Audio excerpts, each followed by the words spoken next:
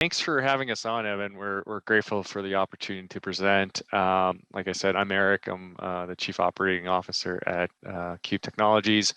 I'm joined with a couple members of our team here from both Canada and our US offices, but I'll be presenting with Dr. Rob Hawking, who's our Chief Data Scientist. He leads a lot of our R&D efforts when it comes to the models we use for leak quantification and detection.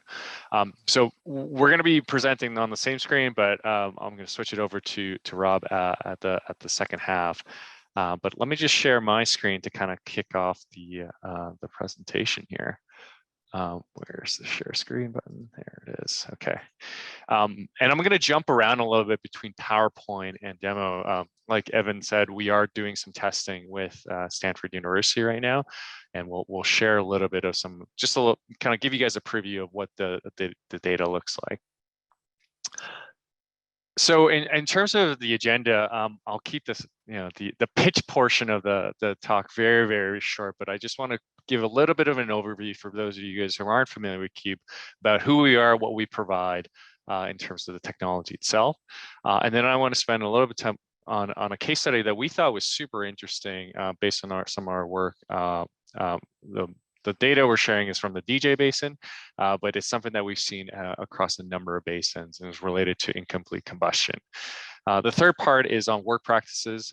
We are, I believe we're the only continuous monitoring technology that has a regulatory approved LDAR program using continuous monitoring.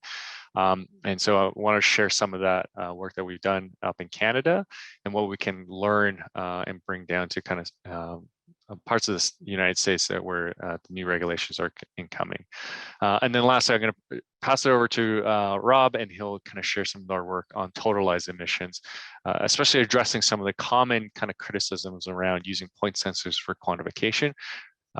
Specifically, you only quantify what you detect, and if the plume it passes over your sensor, how do you actually account for those emissions? So I think we have a bit of time at the end of the Q&A. But if something comes in, I don't mind if you interrupt me. I don't know about Rob.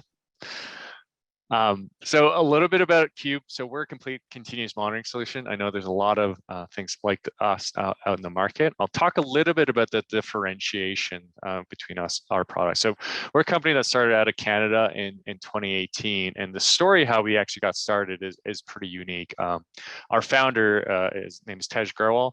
He actually came to Canada to do his master's in petroleum engineering from India. He lived with his family that backed onto an abandoned well, and as an electrical engineer, he had rigged up this low sensitivity H2S monitor, and it would tell it would send his phone a message saying, "Hey, H2S levels exceeds a certain threshold," and he would tell his grandparents, "Don't go outside." So what started as a very small little hobby project for Tej as a student, he presented at a couple pitch events at school, and that's what eventually became Qube. So timing with emissions or methane emissions becoming a very hot topic, and the industry's kind of efforts to manage it was quite fortuitous for us. But in terms of what we actually offer, it's a complete package. So there's the hardware itself.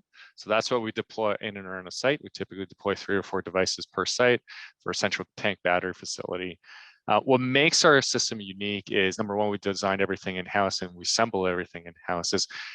Each device has an anemometer on it. So we measure wind speed from every single device. What we've seen out in the market is a lot of people use a single anemometer per site.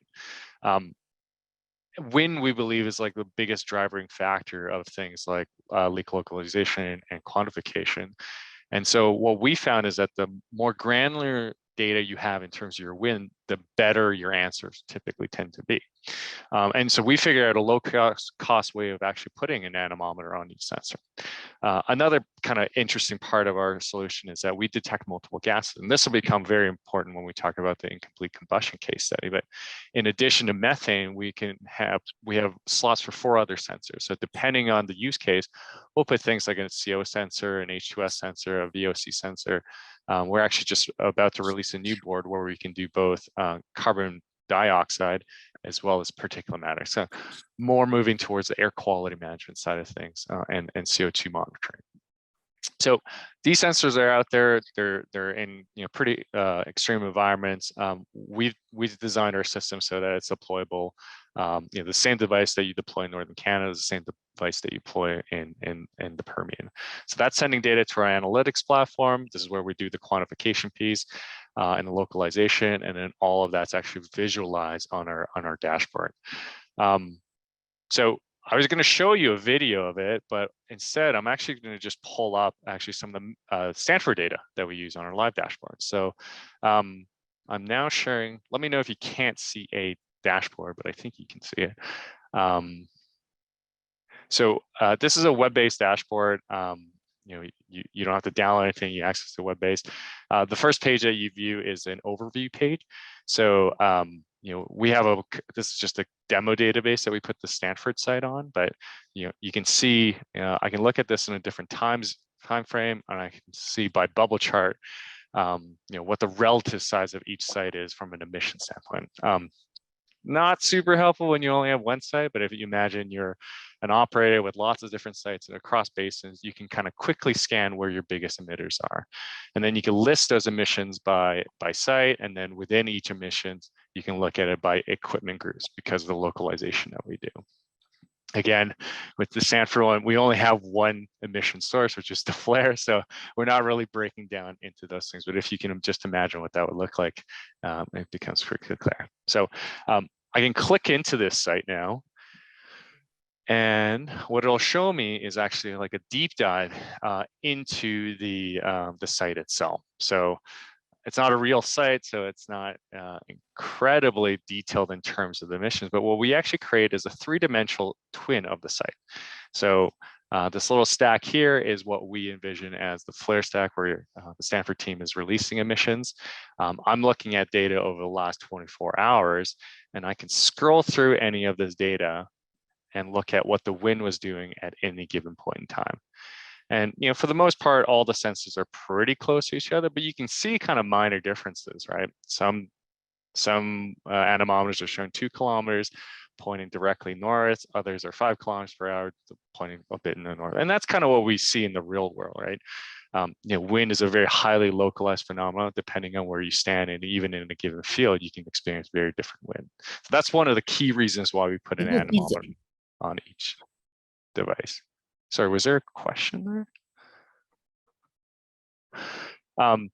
So the other thing that we do, so here we're calculating a site rate. So you can look at the underlying methane concentrations for any device by clicking any of the buttons below. But on the top, we actually look at it on a per site rate basis. So if I look at this emission event here, this was kind of on Halloween at 12:10 Mountain Standard Time, so 11:10 a.m. Pacific time, and what that emissions look like. So we will give an estimate on terms of the rate, the total volume, and the duration of that time. We're building a lot of features now for operators in the field where, if you give an alarm, here's what you actually did about it in the field, and kind of creating an audit trail from alarm to inspection to ultimate repair, all within one system. We kind of like to have a saying like, continuous monitoring, Qube doesn't reduce emissions, operators do. And if we can give operators, very nice, concise, insightful information, we've done our job in helping reduce emissions because we don't actually, turn the cranks ourselves. So that's it for the demo. I'll go back to my presentation here, and I'll just jump into a quick case study of our technology here. So it's on incomplete combustion. So a little bit of context of how this kind of study came to be. So we were working, and this is not any specific operator. The data I'm going to share is from the DJ, but we work with a number of customers in that basin, and this is also a case study that we've been able to replicate in other case studies or in other operators and other basins. So a little bit of context. So we had devices deployed on a couple different facilities. This one facility, we had paired methane and carbon monoxide sensors on all the different devices out in the field. And then after, we do a baseline exercise, we collect some data, we figure out what is the baseline in terms of the emissions profile for a site, and then we create alarms as a function of, what is the average emissions and if you exceed that by 2 standard orders of standard deviations over X period, issue an alarm. That's one way you can. Other different alarming systems can be a lot more elaborate, but this is what we did here. And so what I'm showing you in terms of the chart is the emission site rate. So this is based on the methane data, and this is the site rate in kilogram per hour. And what we noticed kind of in early February, there's a lot of emissions coming from it. We were giving a lot. I think we issued like something like 15 alarms to this operator. And so what as part of this operator's work practice, when the emissions exceed this level, you have to send somebody out there to do an OGI inspection. Our system had localized the emissions coming from the separators. We typically get around equipment level accuracy in terms of localization. So we localize with the operator, and so they sent out a crew with an OGI camera to inspect. But what they found is when they put the OGI cameras on any part of the separator, they started at the separator and then kind of migrate out, is they couldn't find anything. So at first we were all just like, oh man, this is a false positive. Something's wrong with the system. Something's up with the calibration. But when we looked at the carbon monoxide data here, and so this is the mixing ratio for carbon monoxide, each color represents a different device on the site. You can see there's a pretty strong correlation between the carbon monoxide and the CO. They're not a direct one-to-one. We think that has to do with how the CO particles versus the methane particles settle as the plume is being dispersed. But what we did was we said, hey, rather than thinking of this as a false positive, why don't you guys send your stack testers out there and just test your separators? There's a potential that they may be just running a little bit too rich and venting off too much gas. And lo and behold, they sent it out, I think in the first week of February. As soon they did some tuning, they did find it was running a little bit rich. And you see a clear drop off in both the carbon monoxide as well as the methane readings on the site. So a couple of outcomes that we thought was really interesting. Number one, it wasn't a false positive. The system was working as it was intended to be. And two, you're able to find something quite quickly, take action on it, and then see the direct results of your impact. So there's a nice tight feedback loop on that. If you believe in the volumes that we redacted, you can actually quantify the actual amount of volumes you actually reduce. Had this not been notice until your next intermittent inspection point. So, to us, this was a really interesting case study because, these burners and separators are meant to vent, but they were venting excessively, and it was an operational inefficiency standpoint.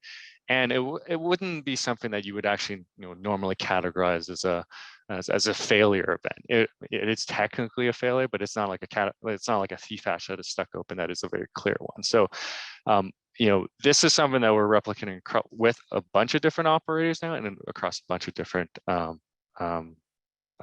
basins. But it is one of the unique pieces of, okay, when you layer on your methane data with your wind and direction, are there other pieces of data you can layer on to give you more confidence in terms of the localization results? And are you able to see a falling or repair, those levels returning to what you would deem as normal? So that was kind of my one slide on that. I'll talk a little bit about our work in the Canadian regulatory framework in terms of work practices now. So this was something that we actually presented at SPE ATCE.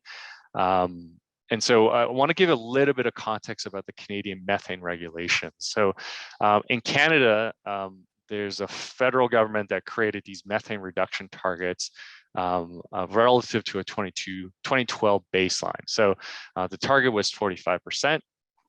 The way they enforce these new targets is there are provincial regulatory bodies that create an equivalency framework that says, okay, if the target is 45, here are the things you need to do in order to meet that.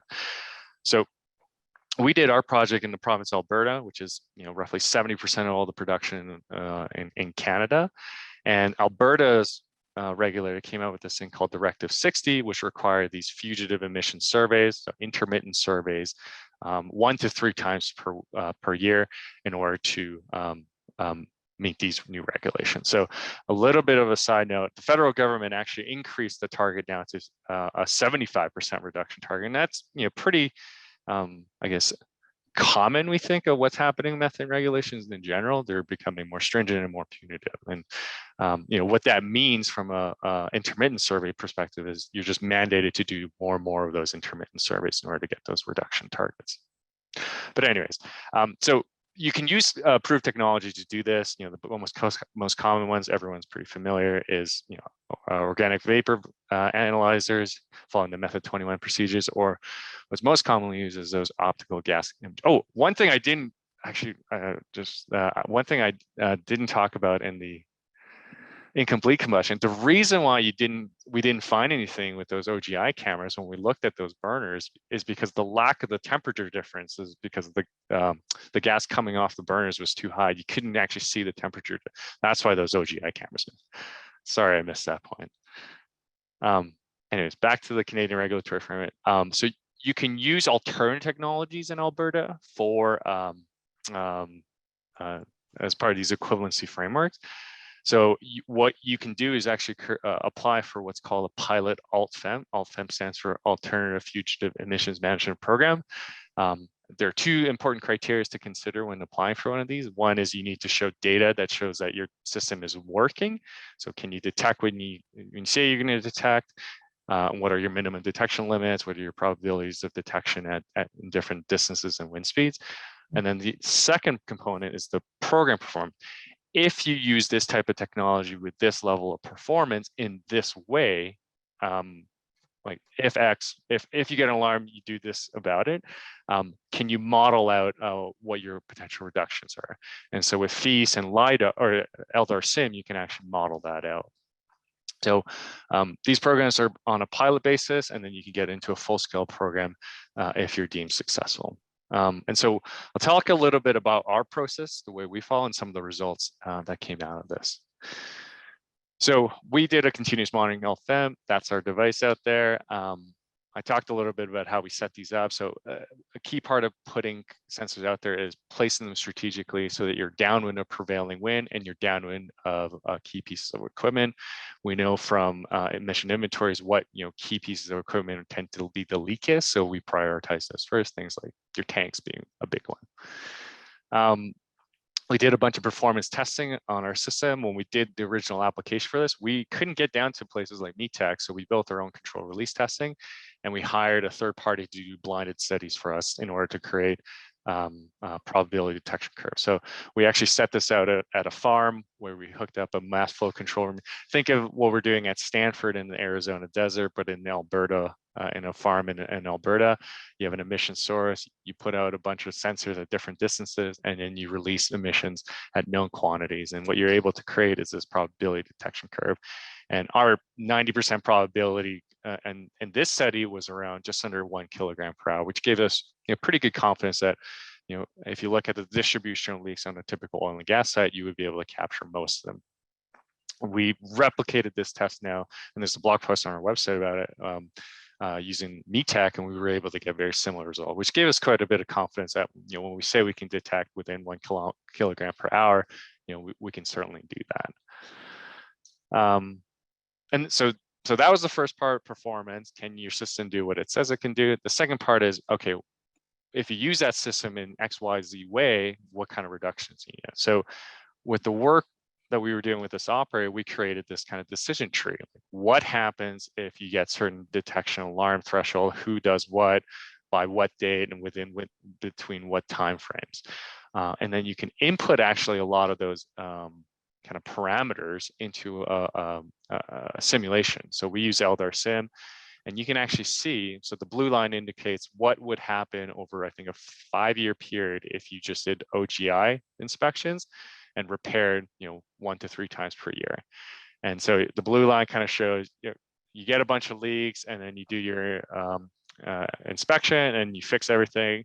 Over time, those leaks start up again and you fix them.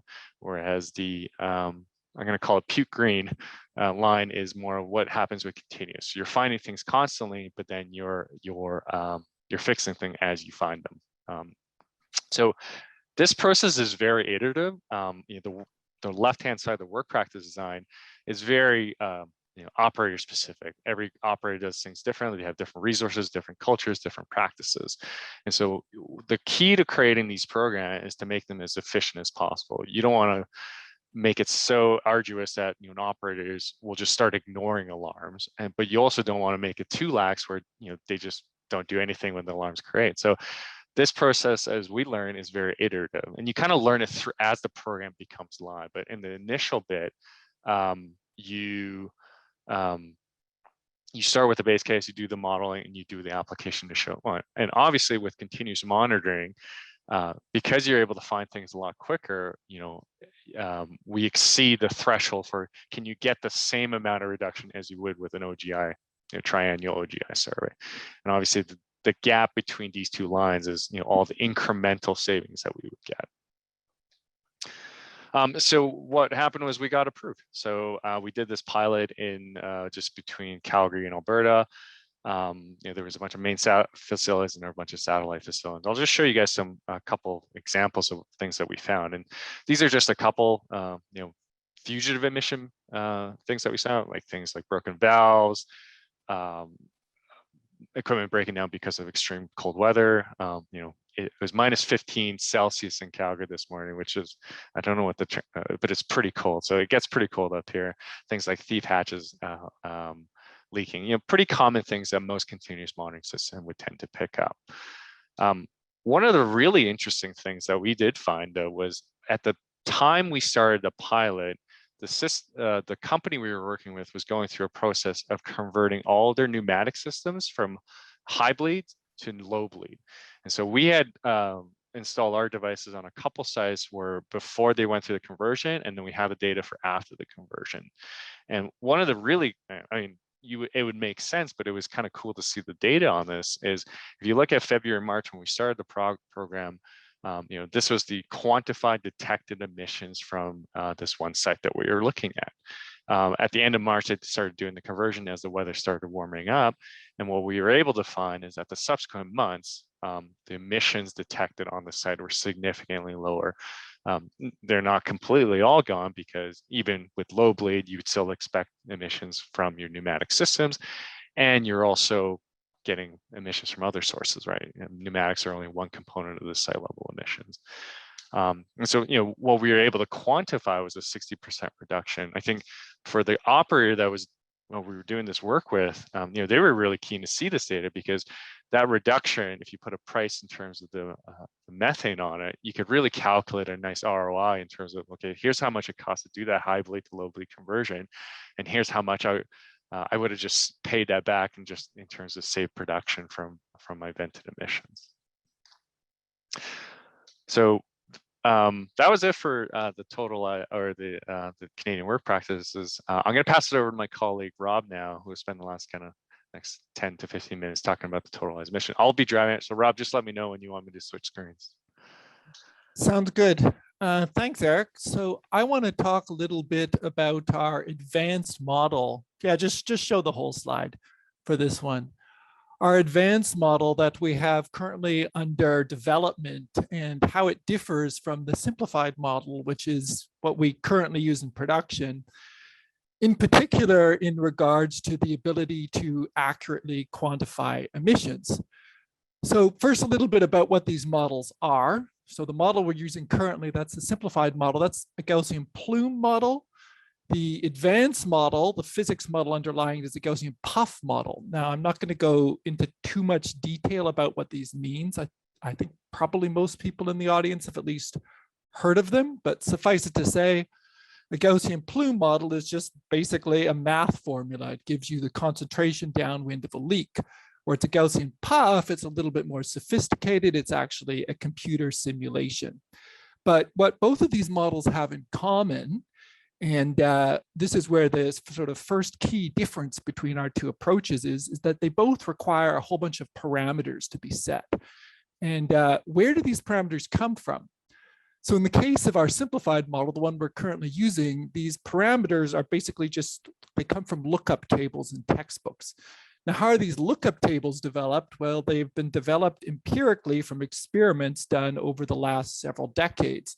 Now, something that's a bit unfortunate about these experiments is that they were typically done on a very large distance scale, a distance scale of kilometers or tens of kilometers, even hundreds of kilometers, which really doesn't fit our use case, which is more like tens to hundreds of meters.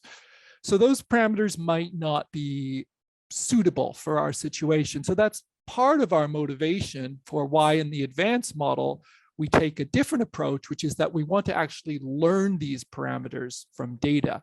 We actually take a machine learning approach so that our Gaussian puff model fits as closely as possible what we measure in real life. Now, but in terms of accurate quantification, a property that's perhaps even more important is this idea of memory. And so what do I mean by memory? Well, in our simplified model that we use currently, time is divided into these 10-minute buckets. And each 10-minute bucket has no idea about any of the other buckets. It has no idea about the 10 minutes buckets that came before it. It has no idea about the 10-minute buckets that will come in the future. And that gives you this unfortunate property where maybe you're measuring a leak, but then the wind sort of drifts and starts blowing the wrong way. The gas isn't hitting your sensor directly anymore, then your leak rate will go to zero. This is sort of this, we call it a lack of object permanence. It's like when you're showing a toddler a little toy, take it out of their line of vision and they think it has just vanished from the universe. Now, our advanced model, by comparison, does have object permanence, or it has memory. I don't have time to go into how it has memory, but what this means in particular is that leak rates will drop to zero only if this is absolutely necessary to explain our observations. So just to give a concrete example of that, let's just imagine the wind is blowing from the north. It's blowing from a leak directly towards our sensor. You know, we pick up some gas, then the wind goes, it meanders about, and then a while later, it's again blowing from the north, again going directly from that leak to our sensor, but now we measure nothing. That would indicate that the leak has stopped. We would need to say that the leak has stopped to explain our observations. And that's the situation in which our advanced model would drop the leak rate to zero. But if instead, when the wind sort of was blowing the correct way again, we were measuring gas, and in fact, we inferred basically the same rate, we would then infer, oh, okay, well, when the wind was wandering this way and that, we just had the same leak rate throughout. So Eric, can you go to the next slide? So just to make this a little bit more concrete, here's an example where we have exactly that situation. So you can see in green, that sort of green block is an area where the wind is blowing the wrong way. It's not hitting our devices. And the top is our simplified model in current production. The bottom is our advanced model under development. And you can see the simplified model looks like kind of a bit jagged. It's like got all these little steps. Now those steps are these 10-minute buckets that I was talking about. And you can see indeed that for this, like it's something like an hour where the wind is blowing the wrong way, leak rate just down to zero. And that means you drastically underestimate your total emissions. Whereas for our advanced model, which is able to look backwards and forwards in time, it would say, okay, well, I didn't measure anything in that hour, but I did before and after. So I'm just going to interpolate and assume that when I wasn't directly measuring the leak nonetheless was still part of the universe. So Eric, let's go to the next slide. So I promised I'd just give, oh, whoa, a bit laggy here, but that's fine. I promised I'd give just a little bit of an idea of what a Gaussian puff model is. I apologize if this is review for people. So on the left, basically a Gaussian puff model is composed of many puffs. Now, like what is a puff? Well, you can see this on the left. It's basically a little ball of gas, and it's doing two things. One is it's advecting along the wind. That's this little sort of jagged trajectory that you see. And two, it's sort of getting bigger and more diffuse with time. So it's a combination of convection and diffusion. So that's, again, what you see on the left. That's a single puff. But then on the right, you see the aggregate effect that you get when you combine hundreds or thousands of these puffs to form a plume. So just so everyone's clear, this is the physics model that's underlying our advanced model. Okay, next slide, Eric. Okay, so now I just want to talk a little bit about both how we use our physics model to quantify and localize leaks, but then also how we do this machine learning that I talked about to sort of learn the best parameters for our physics model, because these processes actually end up being quite closely related. So you just saw on the previous slide what our physics model is, and you know that it sort of needs two things to work. And what are these two things? Well, it needs to know what the wind is. It needs to know what the leaks are and how big they are. And if you plug those two things into our physics model, out pops a plume, but then also out pops sort of virtual sensor readings, because we have a digital twin of all of our real sensors in our simulation, so we can predict what our sensors should be reading in theory. But there will always be some mismatch between what our sensors should read in theory and what they really read in real life. So if we don't have ground truth data for our leak locations and size, say we're at a client site and our goal is to do localization and quantification, then that's sort of this outer loop here that I have in black. That basically means that we're just going to iterate over all possibilities for leak locations and size until we minimize this mismatch. And once we've minimized that, we'll say, okay, well, this is probably where the leak is and how big it is. But then the other situation, which in some ways is more interesting, is say we do have ground truth data for leak locations and size. Say it's something we've done at our controlled test release facility, our CRTF, that Eric was talking about. Let's say we plug that ground truth data into our physics model and we still see this mismatch between what our model is saying the sensor should read and what they do read. Then that's the sort of like inner arrow, the green one. Then we actually modify the physics model itself to try and make that mismatch as small as possible. How do we do that? It's basically a standard machine learning algorithm just applied to a physics model as opposed to a neural network. So that's the basic idea of how this works. I hope that's clear. Now, this here is just a super simple, just wait a sec, a super simple example of how localization and quantification works. In this example, it's very easy. We just have a single leak. We know where it is. The only thing we don't know is what the leak rate is and how to bound it in time. So just to explain everything in here, our top curve, the blue curve, this is what our sensors read in real life.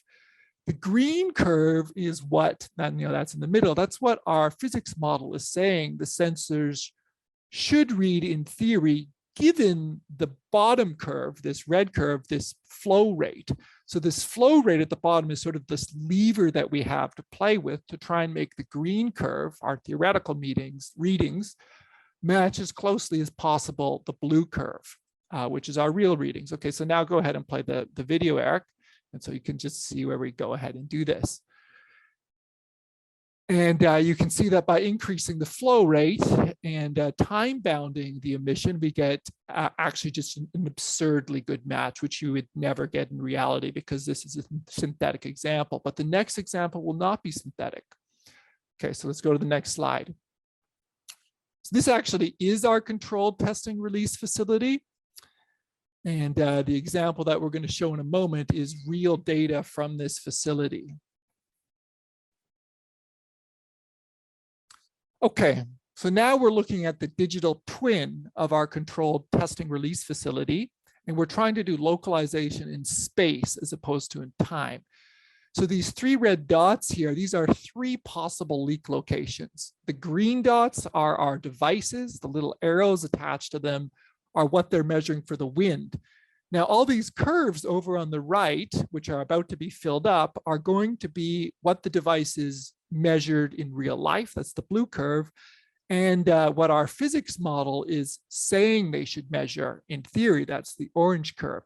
And what we're going to do is we're just going to run our physics model from each of these three locations and see which one gives us the best match between the blue curve and the orange curve. So let's just go ahead and play this. Okay, so this is the first possibility.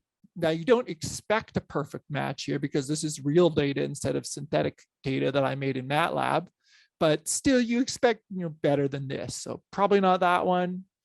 Yep, probably not this one either. But when we go to the final location, and if, in particular, if you pay attention to the second curve from the bottom, because that's the device that's getting hit with the most methane, you can see that there's a pretty good match between our expected and our real sensor readings. Okay, so let's go down to the next slide. Next slide. So this is just to show you a little bit about our training process. So Eric, just go ahead and play the video. This is our physics model pre-training. We've just thrown some random guesses for the parameters of our plume model. You can see it's quite narrow, and you can also see that there isn't really a great match between these, real sensor readings and the theoretical ones. Remember, real is blue, theoretical is orange. But Eric, if you go down to the next slide, we can see what happens after we've done training. So there's two things to notice here. There's something we notice in general is the plume tends to get a lot wider after training. This is kind of interesting, but also you can see a much better match, particularly in the second curve from the bottom, the device getting hit with the most methane between theory and experiment. And Eric, if you go down to the next slide, we'll just highlight this a little bit. This is just showing you those curves. Remember, on the left, we have pre-training. On the right, we have post-training. Really, it's only the second from the bottom curve that really matters, because that's the device that's getting hit with the lion's share of the methane. And you can see that after training, we get a much better correlation between our real sensor readings and the theoretical ones coming out of our physics model. Okay, so next slide, Eric. So most of the training we've done on our physics model to date has been on our own CRTF, our controlled testing release facility, but we also took part in METEC, which is a large controlled release experiment down in, I think, Colorado. And now we're starting to train our physics model on data from that. So I just have one little video here to show of that. So you can see, unlike our CRTF, we can have multiple simultaneous leaks.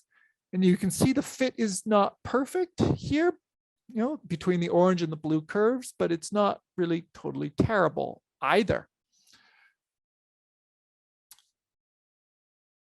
And so now, just to wrap things up, I'm just going to show you a little bit of our results from METEC. So this first thing here is ground truth emissions at METEC. Now, if you go to the next one, this is what comes out of the model we currently have in production, our simplified model. And you can see that it gets every emission, but it grossly underestimates the duration of the emission and therefore the total emitted volume. And this, again, goes back to this sort of memoryless property, this idea that as soon as the wind is blowing the wrong way, the model thinks that the leak has just gone off into a parallel universe or something. And so, Eric, yes, now this is the model under current development, which has this memory property. Now you can see it does have one false positive, but generally the duration of the leaks is much closer to what they are in reality. And that means you can get a more accurate estimate of your total emissions. And I think that's all I want to say. So we have a whole bunch of extra slides for questions, should there be any. Thank you.